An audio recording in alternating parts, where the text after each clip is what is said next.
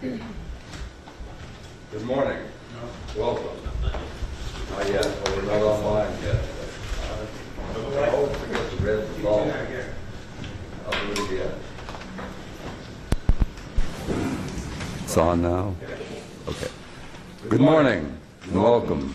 I'm Dan Wathen, Chairman of the Independent Commission to investigate the facts of the tragedy in Lewiston.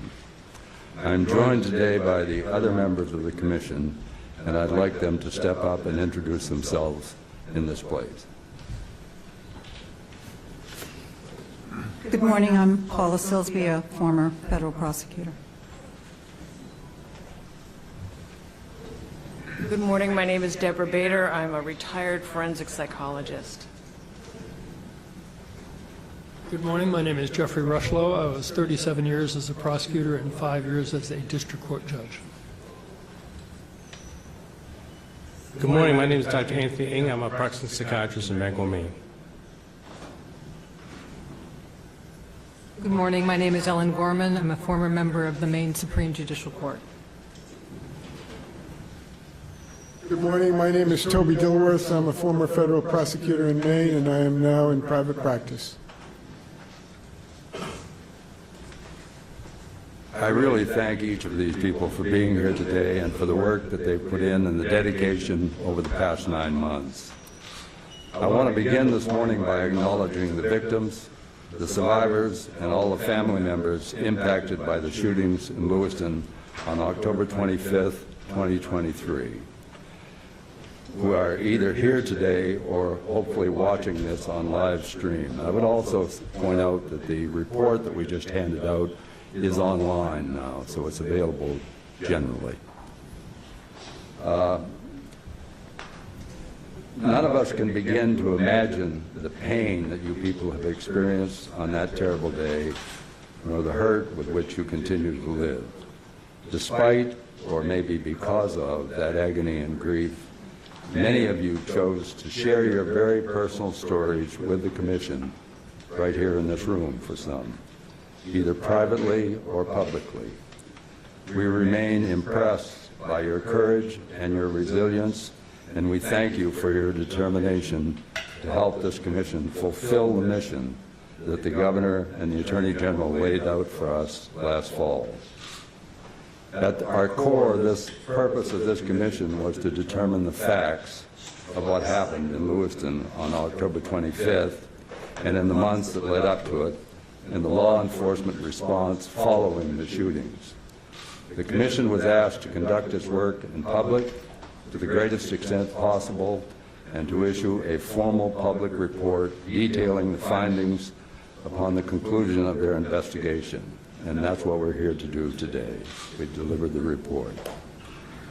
The Commission was not charged with making policy recommendations regarding access to firearms, to suggest amendments to Maine statutes, or to propose operational changes for government agencies. Those responsibilities properly rest with elected and appointed officials.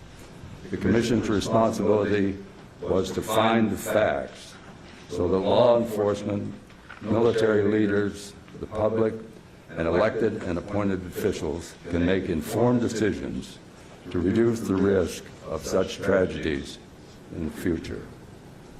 The Commission held 16 public hearings, several private meetings, and thoroughly reviewed a great quantity of documents, records, emails, and other information in producing this report. Though we have no authority to sanction or discipline anyone who failed to live up to their duty, we do expect that the facts that the Commission lays out in this report will guide the decisions of those I just mentioned. The Commission also anticipates that many of the facts that we have uncovered may likely serve as the basis for civil litigation. Those matters are to be determined by the court, not by the Commission. On the evening of October 25th, 2023, Robert Card entered just-in-time recreation facility in Lewiston, killed 8 people, and wounded 3 others. He then drove a few miles away to Smenji's Bar and Grill, where he killed 10 more people and wounded 10 others. 18 people would die, 13 people would be wounded, others suffered physical and psychological injuries. The emotional wounds go much deeper. Indeed, within minutes, the safety and security that we all feel as Mainers was shattered. Robert Card is totally responsible for his own conduct, solely responsible. He caused the deaths and injuries inflicted that night. We will never know if he might still have committed a mass shooting, even if someone had managed to remove his firearms before October 25th. But the Commission unanimously finds that there were several opportunities that, if taken, might have changed the course of these tragic events. First, the Commission affirms what it laid out in its interim report issued last March. The Saginaw County Sheriff's Office had sufficient probable cause to take Card into protective custody under Maine's yellow flag law, and to initiate a petition to confiscate any firearms he possessed or over which he had control. The Sheriff's Office is justified in pointing out that the Army Reserve did not share all the relevant information it had about Card's behavior. Nevertheless, under the circumstances existing and known to the Saginaw County Sheriff's Office in September 2023, Maine's yellow flag law authorized it to start the process of obtaining a court order to remove Card's firearms. Second, the Commission finds that the leaders of his Army Reserve unit failed to exercise their authority over him and to undertake necessary steps to reduce the threat he posed to the public. Card's commanding officers knew of his auditory hallucinations, increasingly aggressive behavior, collection of guns, ominous comments about his intentions. Despite their knowledge, they ignored the strong recommendation of Card's mental health providers to stay engaged with his care and take steps to remove weapons from his home. The Army Reserve neglected to share all the information relating to Card's threatening behavior with the Sheriff's Office and discounted some of the evidence about the threat he posed. Had members of Card's Army Reserve unit presented a full and complete accounting of the facts, the Sheriff's Office might have acted more assertively in September. Finally, the challenges faced by law enforcement in responding to the shootings were unprecedented in Maine. While many demonstrated bravery and professionalism in the face of danger, the first hours after the shootings were at times utter chaos, as hundreds of law enforcement officers poured into Lewiston and were dispatched or self-dispatched to numerous scenes throughout the area. This report makes some findings about the actions of law enforcement following the shooting, and we recommend that the Maine State Police conduct a full after-action review with an independent evaluation by an entity with policing expertise. A full after-action review will allow for professional recommendations about policy, protocol, and other policing improvements. Each member of this commission remains humbled by the charge that was placed before us. All of us, and surely everyone here, wishes we could go back and change what happened in the months, weeks, and days, and minutes leading up to the tragedy on October 25th. We can't. However, we can look forward. Our investigation and the information and findings set out in this final report are meant to bring truth to the victims' families, to those who were injured, and to the people of our state. We hope this truth will help the healing process while simultaneously enabling the public and policymakers to learn from mistakes. Again, thank you all for being here, and I'll take a few questions. Mr. Alden, was there anything that the Commission was unable to get through subpoena power in terms of documents or key testimony that limited these findings? We believe that we received everything that we required. There were many requests for documentation from the Army, some of which are still unresolved, but we're satisfied that we have what we need for this. But those so-called TUI requests are still outstanding, and there's still a possibility that they will be received, and if so, they'll go into the archives with the rest of our material. Yep.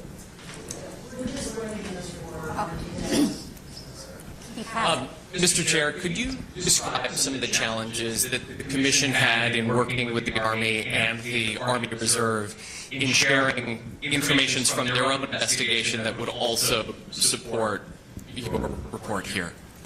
Well, there's a fair degree of bureaucracy involved in the Army, justifiably so. I mean, it's a huge organization, and they have to have rules in order for people to do it.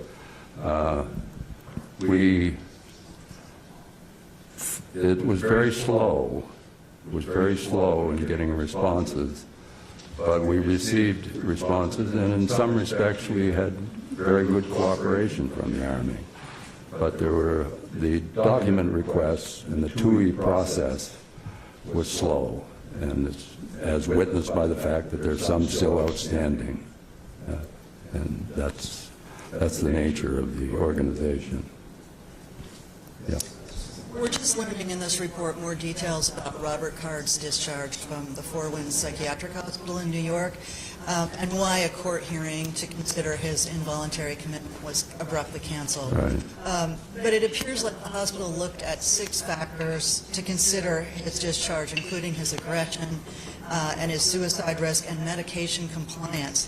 Is it your feeling that those factors were sufficiently evaluated and followed up? Well, by us, we received the information.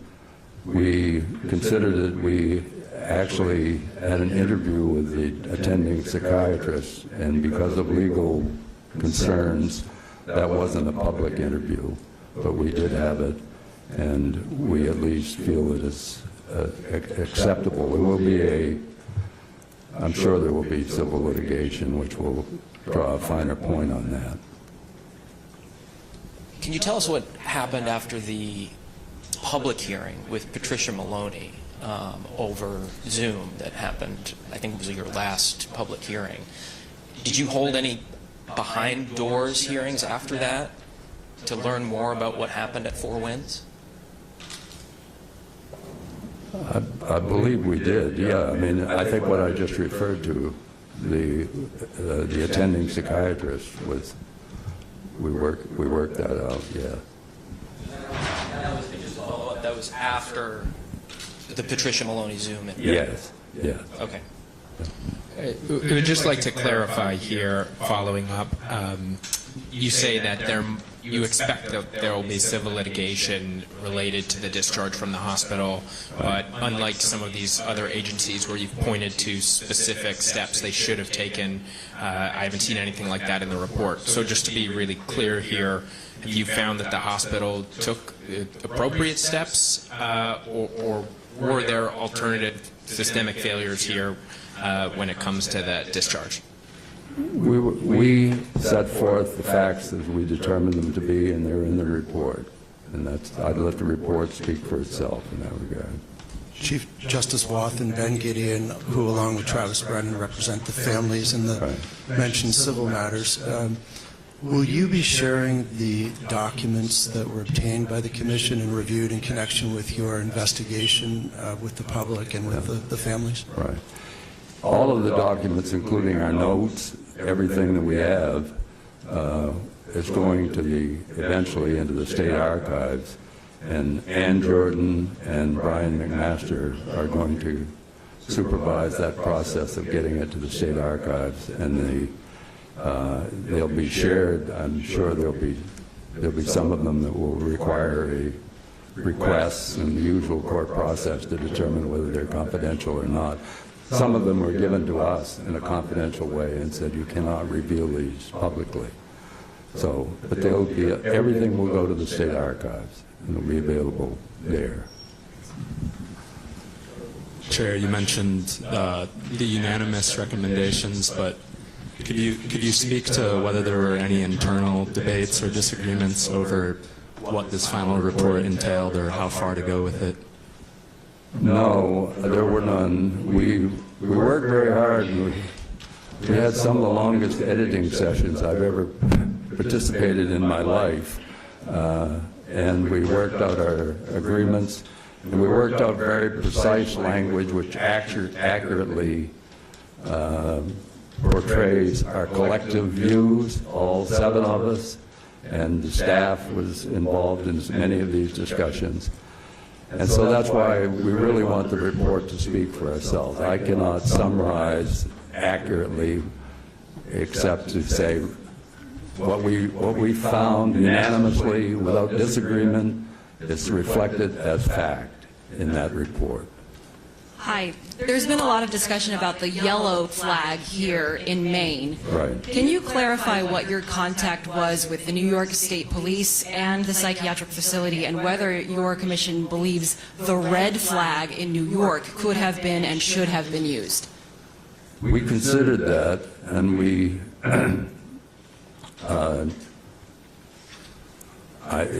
we don't reflect that in the report, but I guess I would say from my own personal experience, when police go and someone is taken to the hospital, then the responsibility passes to the hospital at that stage. Police don't. If someone's going to be committed to a hospital, police do not usually follow up with a red flag law or a yellow flag law because they're in the hospital. To follow up, in New York, the law allows for mental health facilities to utilize the red flag law. Right. You'll see that. Do you believe that should have been used? You'll see some reference to that in the report about the dispute between the hospital and Keller as to whether the SAFE Act was in place. And you will see it in the report. It's all fully accounted in there. But just so I can get that clear, do you believe that the red flag should have been used? Yes or no, I guess. I don't think that's really my call, whether it should have. My own response would be he was committed to the hospital, and so that would be it. The hospital may want to do it, or they may want to trigger the SAFE Act in New York, and that was. You'll see in the report every fact that we found about whether the hospital did in fact petition for the SAFE Act or not, and you'll see it all there. John, and then we're going to wrap it up. Thank you. Question, so you and your colleagues spent more than 9 months on this investigation. You outlined a number of issues with local police, the response by this hospital, the response by the Army Reserve. You said earlier that your charge didn't include making recommendations, but after all this work you've done, this report effectively is a very long timeline of events. Should you have you and your colleagues gone further and issued recommendations to respond to these issues that you laid out? That was a decision to be made by the governor and the attorney general, and we weren't charged with that responsibility. We'd be available to anyone who wanted not anyone, to those two, if they wanted to discuss on a personal level, but I think that those decisions are best made by the elected and appointed public officials and the agencies of state government and federal government. But if all this work you've done, I mean, like you said, you are all intimately involved with this case, knowledge of this case. Aren't you in the best position to offer those kind of recommendations? If you look at the title of our appointment, it's the commission to investigate the facts of the Lewiston tragedy. That's what we were charged with.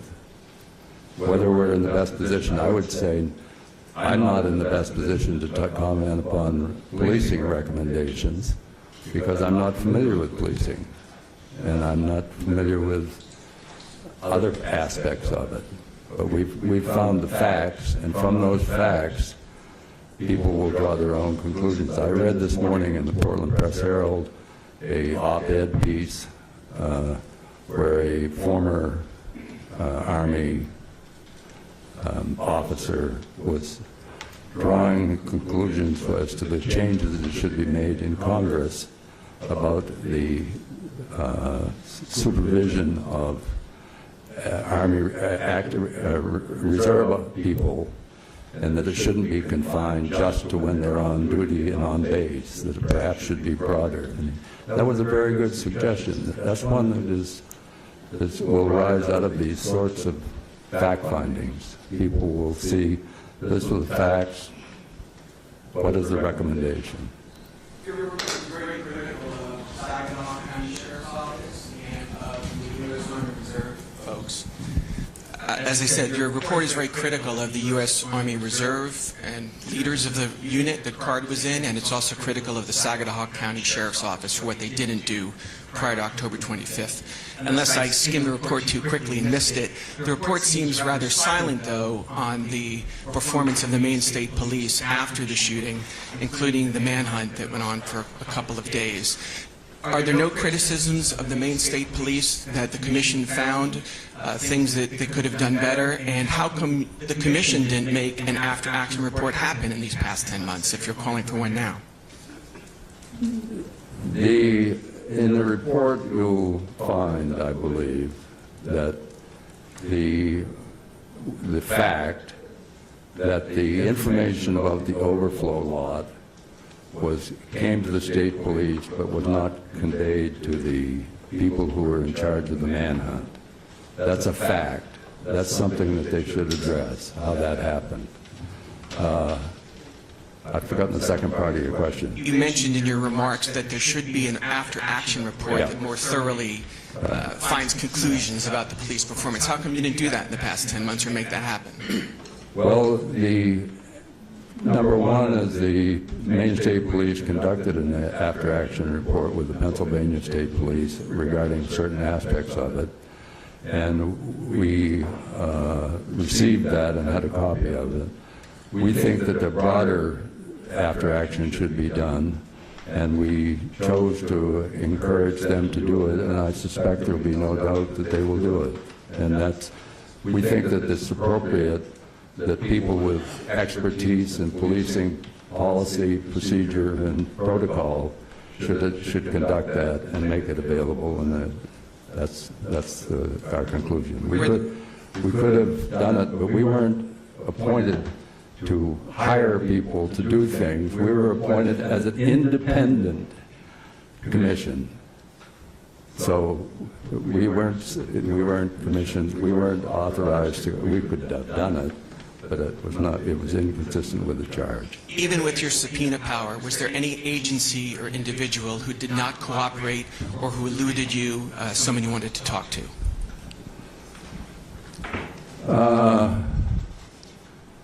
I think we were successful in reaching the people that we wanted to. We got slow-walked, I would call it, in several instances, which is probably the result, the cause of the fact that we're reporting to you 9 months after we began, rather than the 6 months that I foolishly laid out there on the first day. But we were slow-walked. But it was also, some of the delay was caused by, I don't know, the state police in Maine have never collected so much material as they have on this case, and we received it. And so it was a much bigger, and as you'll see in reading the report, the full report, when you can't really summarize it very accurately, because you have to, in order to get the full set of facts, you really have to read the report, study that timeline. There's a lot of factual information in that timeline, and then look at the observations. And when you put those three all together, then you get the full breadth of the facts, which are really very large. I mean, I've never worked on anything with so much factual information as this presented. So we hope that we have done a service to everyone by setting forth those facts, and so they can look at it, come to their own conclusions. I've been consoling myself with the thought that I think the people in Maine who've been watching the coverage of these hearings, the 16 hearings that we had, I think they've written their own report long ago. So, My question is about policing, and the last two questions were about policing. But the composition of the commission hasn't included active police individuals or folks involved in law enforcement. Was that a limiting factor on your ability to create and do the report? Did that have any impact on what you were able to find? And I wonder if any of your other commissioners would mind responding to the question. I'll respond. I don't think it had an impact on it because even though there was no one on the commission, we have as staff members Brian McMaster and Jim Osterreiter, who are both veterans of law enforcement in both state and federal. And I don't think anyone is any better grounded in police affairs in Maine than Brian, and I suspect that the same is true of Jim Osterreiter. I've never worked with him before, but he does the most intensive interview I've ever read. I wished I'd have known him long ago. So I think that we were not hindered by that fact, and bear in mind the governor and the attorney general selected what they felt was appropriate, and we, with the advantage of hindsight, I think they were correct. I think they chose the right people. You've been working on this commission for 9 months. Can you tell us your personal reaction to details or factors that really stood out for you? Is there anything that really elicited a visceral reaction to you as you went through the work? My own personal reaction is I'm not highly involved with technology. I mean, I use computers and cell phones. But the one thing that surprised me was, A, the degree to which law enforcement uses technology in a very sophisticated way. And secondly, the thing that really amazed me was the extent to which texting is the medium of communication, both good and bad, within the community. We have texts that were turned over to us, which are very difficult to work with if you've ever tried to do anything with them. But texting is really ubiquitous in our society, and it works to advantage and it works to disadvantage. Some very bad things came out of the texting right after that, some things that shouldn't have happened. But also, the deaf community was totally reliant upon it for a period of time. That's the only means they had of finding out what was going on. And so it's like everything, it has its positives and it has its negatives. But technology really struck me as, wow, I didn't realize the extent to which that influences our daily life. I just wonder if any of the other commissioners would mind commenting on the report or some of the questions that have been asked. I think you can talk with them on the way out. That's fine. But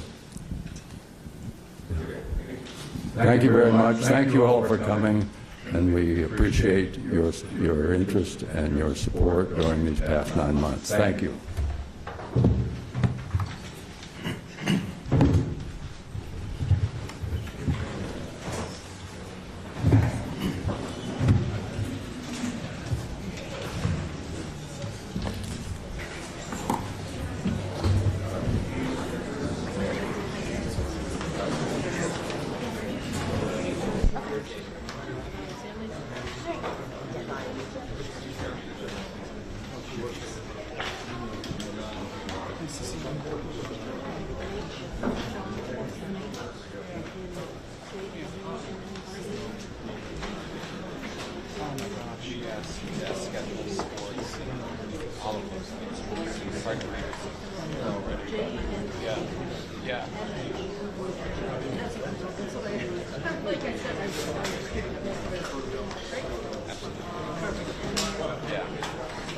Yeah.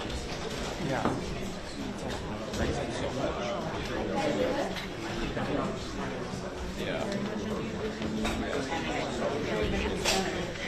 Right, we're just like right now.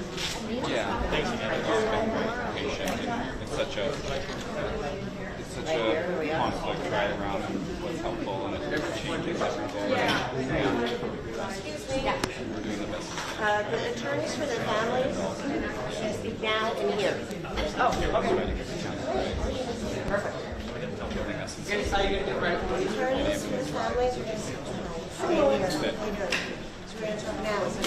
Oh yeah, and I'll stop there. But yeah, oh yeah, the letter I wrote yesterday was far. Yeah. Oh, okay. How big are you? I don't know. And what is being? Okay. And does that happen to every family?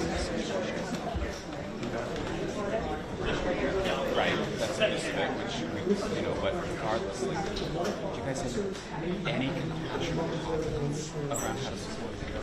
Like you know what it does. But yet, like incessant, right? So,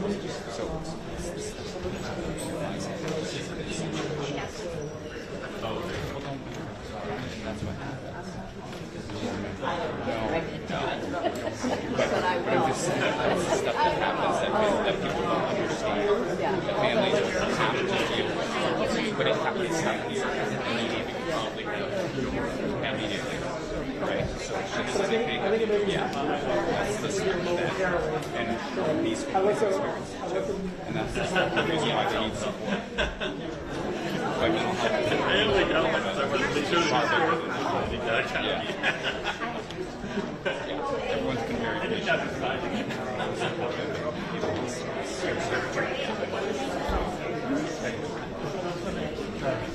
I'll probably do it. Yeah.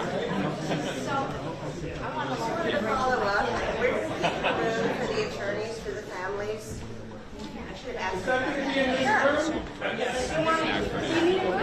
Can we just stay here because everybody's set up? Yeah. Yeah, right now. Okay, do it.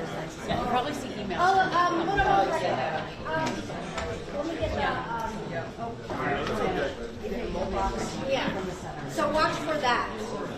The light up there? Yeah. That means everything is going to be very faint red. All right. It sounds like it's going to be happening here momentarily. Change of plans is happening now, not at once. Right now? Right now. Instead of as soon as that light goes on, we'll be ready to go. Okay. All right, this may be happening pretty much.